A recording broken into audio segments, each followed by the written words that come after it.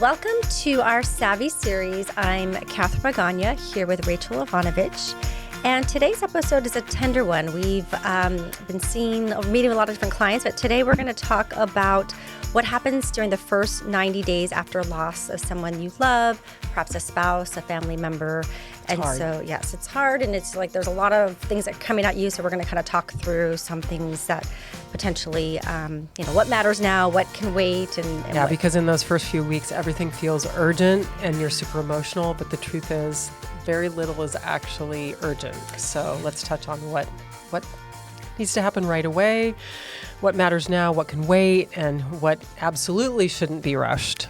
So let's dig in. So first is kind of when you have a loss of somebody dear to you. I think the thing is just to slow down. Like, this is new, it's fresh, but everybody's different. I do have some clients that want to, very I want to take action. Yes. Yeah. But the reality is, yes, there are some things that need to get handled, but I think give yourself a chance to kind of take a step back and because grief affects your brain and it affects your memory, it affects decision making. I mean, I've heard so many people say don't make really big decisions within a year of something like that. Well, and that's the hard thing is I think sometimes you feel I need to do something, and the reality is, yes, you do, but some of the big decisions can wait.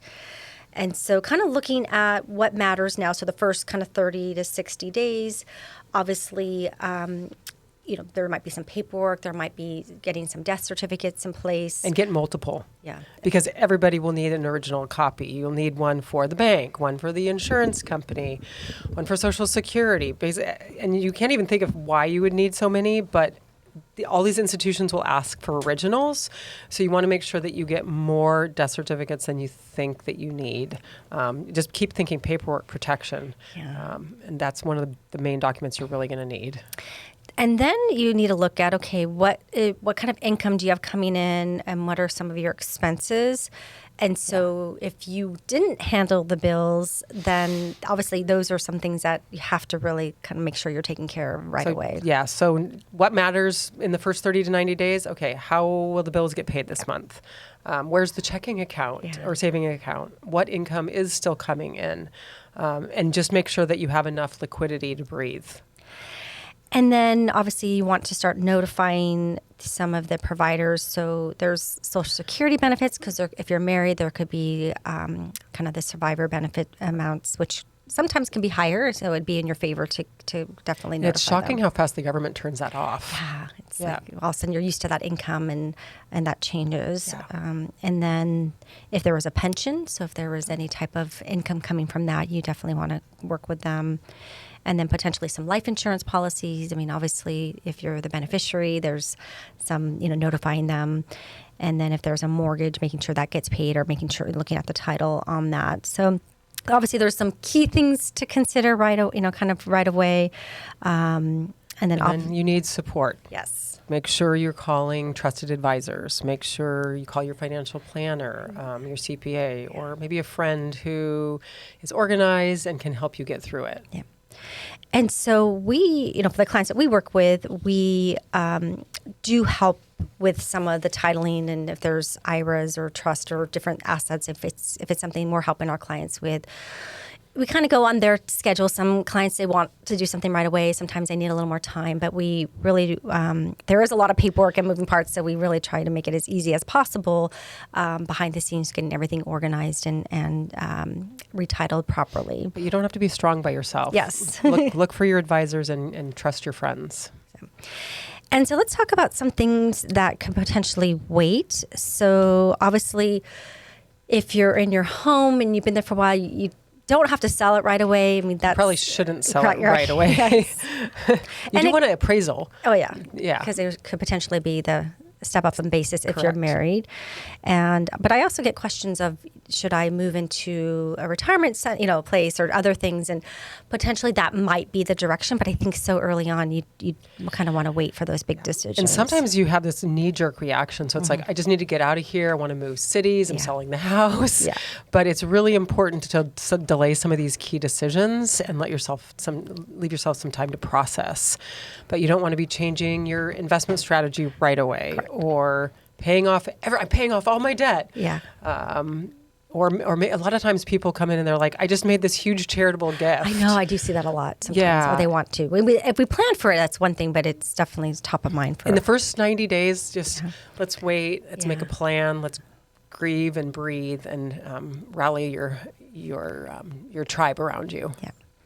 And so obviously there are some things that you might want to do that potentially, which is fine, like kind of short-term things, but anything that's more long-term, you potentially want to wait and give yourself that time and space. And so like if it's a reversible or easily reversible decision, then okay. But if it's a permanent decision, you probably better to wait. yeah. So like selling a home is It's a pretty permanent. permanent. Yeah. Liquidating investments is permanent. Yeah. And then obviously you're looking at a different strategy that's permanent. So, obviously, like you said, there's a lot of moving parts. Don't make any major big decisions. Give yourself some time. Yeah. And then, although there are some things that we've noticed as we're working with some prospective clients and clients recently, we have a woman that she inherited money from her mom. And her mom actually had, her husband had passed away 2 years prior. So there was a lot of transition, but at the end of the day, she inherited some money from her mom who passed away. But there was inherited IRAs, there's Roth IRAs, there's taxable accounts. And so when I was reviewing that, one of the things, it's now been, I think, about 6 months or so for her. And what we were looking at is the taxable accounts, the step up in basis, hasn't been done or looked at. Yeah. And so there is some things you have to consider. And then there are certain rules for inherited IRAs and inherited Roth IRAs. And so obviously with the Secure Act that came out, so anybody, now you have to look at it between now and Are 10 you a years. spouse or and spouse or non-spouse, and then where the requirement of distributions being taken out, and those are some new rules and nuances. Yeah. And then with Roth inherited IRAs, whether the account's open for 5 years or not, and so if they weren't, then their earnings are taxed. So there's a lot of little details that come along with some of these inheritances, and that's where the planning and tax planning are really important. Yeah, absolutely. So what should not be rushed in the first 90 days? I think like big purchases, like, don't go out and buy a new big car or house or, boat or, I would think planning for those types of things. There's a lot of things that you can't see yet in the first 90 days. And so it's really important, your expenses might change, your goals are probably going to change. You're not seeing it right in the, right after you lose a loved one, but it's really important, take that pause and say, okay, I just need to take a step back for the first 90 days. Yeah. But like you said, large inheritance distributions or big investment decisions should be delayed. Yeah. And we've seen after the fact certain things that come up and happen. A few years ago, there was an instance where they took a distribution out of a 401k plan. I don't think they realized all the rules, and there was a big tax liability. And so I think sometimes not knowing and not working with somebody, then you're maybe making decisions. It's almost like a knee-jerk reaction, like, I have to take the distribution, and then they take it, and then they come and tell us later. Yeah. So definitely take that pause and meet with your advisors, because for a lot of women, that you really need to wait to have that new normal.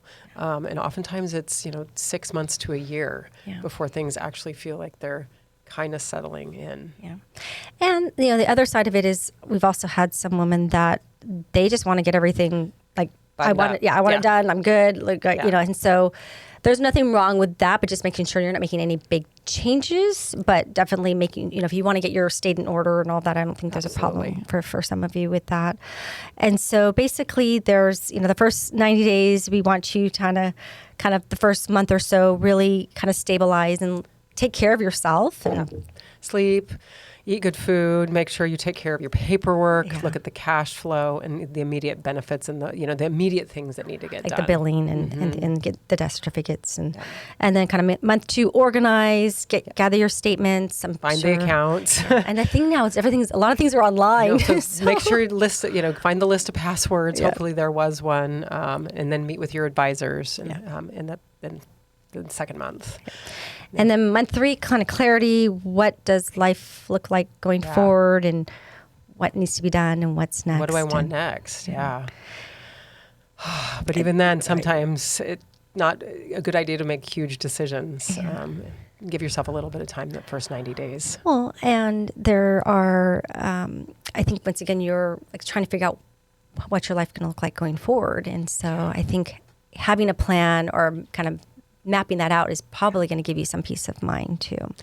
And those big decisions will still be there 90 days after. Right? It's like, wait a minute. Yeah. So the spreadsheets can wait. Yes. And so we know it could be a challenging time for some of you. And we just wanted to make sure that we give you some resources and give you that grace to know that it's okay to take your time.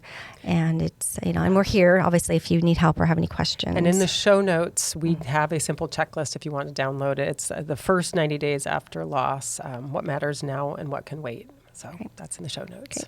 And if you'd like a complimentary call with us, you can reach us at 760-692-5700. And we want to thank you today for getting savvy with us about your finances. And remember to savvy up. Please stay tuned for important disclosures. The opinions expressed in this program are for general informational purposes only and are not intended to provide specific advice or recommendations for any individual or any specific security. It is only intended to provide education about the financial industry. To determine which investments may be appropriate for you, consult your financial advisor prior to investing.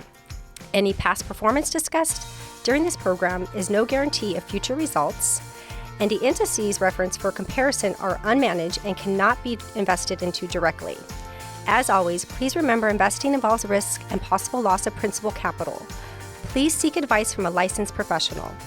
Savvy Woman Wealth Management is a registered investment advisor with the SEC.